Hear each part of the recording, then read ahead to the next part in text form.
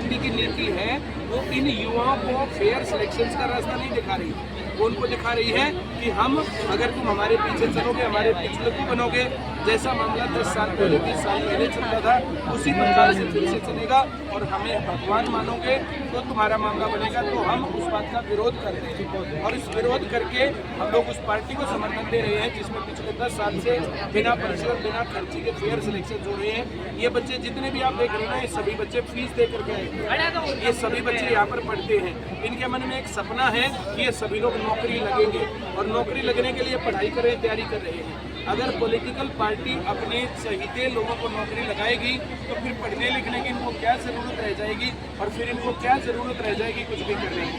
तो आज हम लोगों को ये फील हुआ कि हमें उस सरकार को समर्थन देना चाहिए, उस सरकार के प्रत्याशियों को समर्थन देना चाहिए जो इन युवाओं की मांगों को पूरा करने के उसमें है।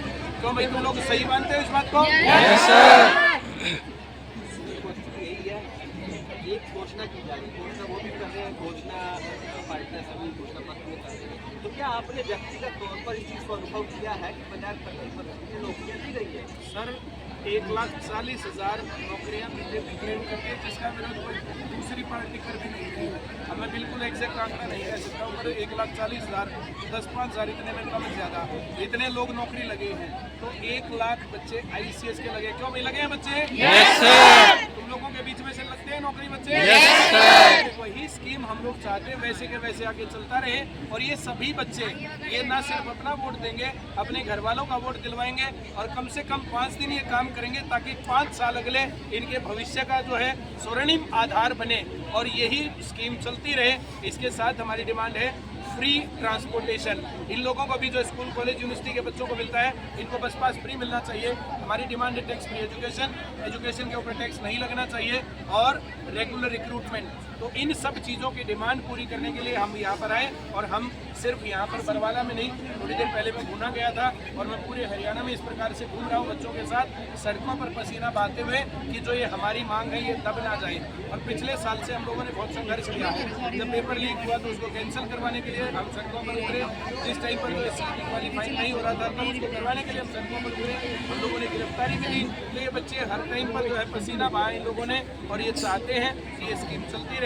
और अगर ये स्कीम चलती रहेगी तो पढ़ाई की, लिखाई की, काबिलियत की कदर होगी, स्कूल कॉलेज यूनिवर्सिटियों की कदर होगी और जहाँ पर पढ़ाई बढ़िया होती है वो देश विकसित होता है। जो बच्चे पढ़ते हैं वो परिवार विकसित होता है। भाई आपका कभी भी क्या देखिए, जिस टाइम पर जैसे घर में भी होता है, कभी माँ बाप का समर्थन करते हैं, कभी माँ बाप का विरोध करते हैं, हम बिल्कुल वैसा ही मानते हैं। जिस टाइम पर CET क्वालिफाइंग नहीं हो रहा था वो 4 गुना की जिद पर अड़े बैठे थे तो वो गलत था, हमने विरोध किया। जैसे अपने घर में विरोध करते हैं वैसे ही हमने उनका भी विरोध किया। और जिस टाइम पर अब ज़रूरत है फेयर सिलेक्शंस को रखने की जारी, तो सिर्फ बीजेपी इस बात को कह रही कि फेयर सिलेक्शंस रखे जाएंगे। कांग्रेस पार्टी तो जो हम लोगों ने जो ये सब चीज़ें कर दी ना, उसके बाद ये बात हुई है। कहीं ना कहीं तो उनको बिठा करके बताया गया ना वोट किस आधार पर मांगे, तो उन्होंने कहा वोट किस आधार पर, भाई तुम्हारे हल्के के 1700 लोग मैंने पहले लगवाए थे, अब 2000 लगवा दूंगा। तो इस बात को आप क्या कहोगे? मैं तो मांग करता हूँ इलेक्शन कमीशन को जिन जिन लोगों ने ये बातें की हैं उनका पर्चा जो कैंसिल करना चाहिए, उनकी सदस्यता कैंसिल करनी चाहिए।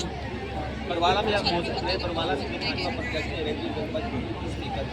तो उनके साथ आपकी बातचीत हुई, यहाँ पर आपको आश्वासन क्या दिया? ये जो है ना सिर्फ इनकी तरफ से नहीं, सभी प्रत्याशी कह रहे हैं कि आप लोगों की डिमांड्स को हम लोग जो है कंसीडर करेंगे और इसको हम आगे पूरा करेंगे। हम लोगों ने ये डिमांड पहले भी मांगी थी, नहीं मानी गई।